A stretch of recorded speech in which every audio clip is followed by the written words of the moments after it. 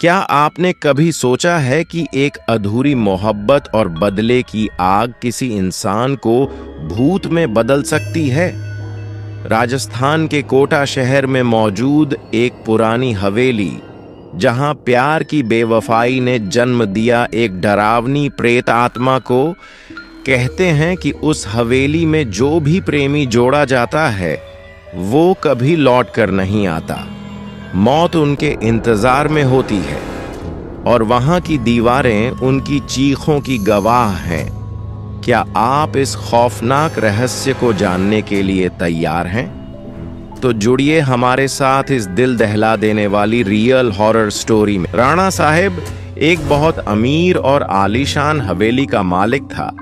उन्हें अपने से 10 साल छोटी उम्र की लड़की से प्यार हो गया था, लेकिन वो लड़की राणा साहब को अपने प्यार के माया जाल में फंसा के उनकी जायदाद को छीन लेना चाहती थी। एक बार उस लड़की ने अपने प्रेमी के साथ मिलकर राणा साहब को मार मार कर जिंदा जमीन में गाड़ दिया। राणा साहब चीखे चिल्लाए, लेकिन उस लड़की ने उनकी एक न सुनी। बाद में राणा साहब में मरते मरते शार्प दिया कि मैं किसी को नहीं छोड़ूंगा, हर प्रेमी को मार दूंगा।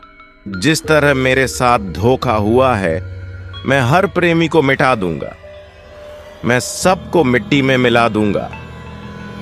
और राणा साहब की मौत हो गई। उन दिन के बाद वो जगह और वो हवेली शार्पित हो चुकी थी। वहां जो भी जाता था वो कभी भी वापस नहीं आ पाता था।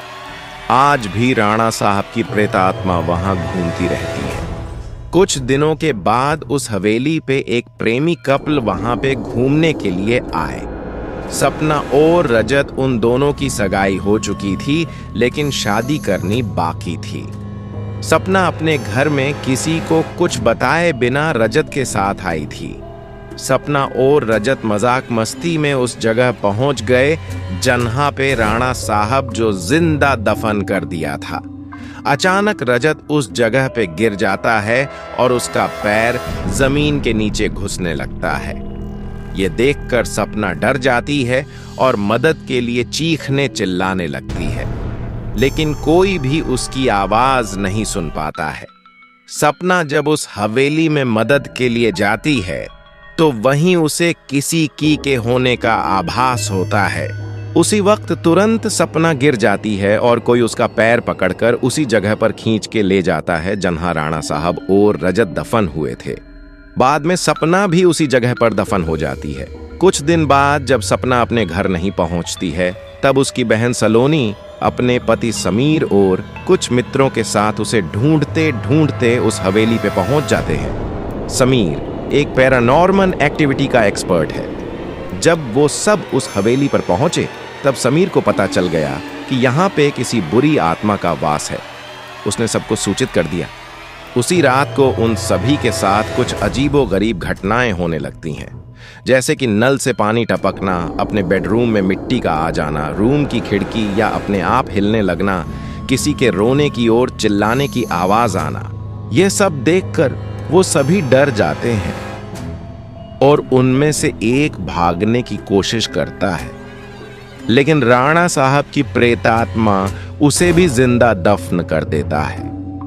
दूसरे दिन जब उन लोगों को पता चलता है कि उनका एक साथी गायब है, तब वो लोग और भी डर जाते हैं। लेकिन समीर बताता है कि हमें यहां से बाहर निकलना है तो हमें उस आत्मा को बुलाना होगा और उनसे पूछना होगा कि वो आखिर चाहती क्या है।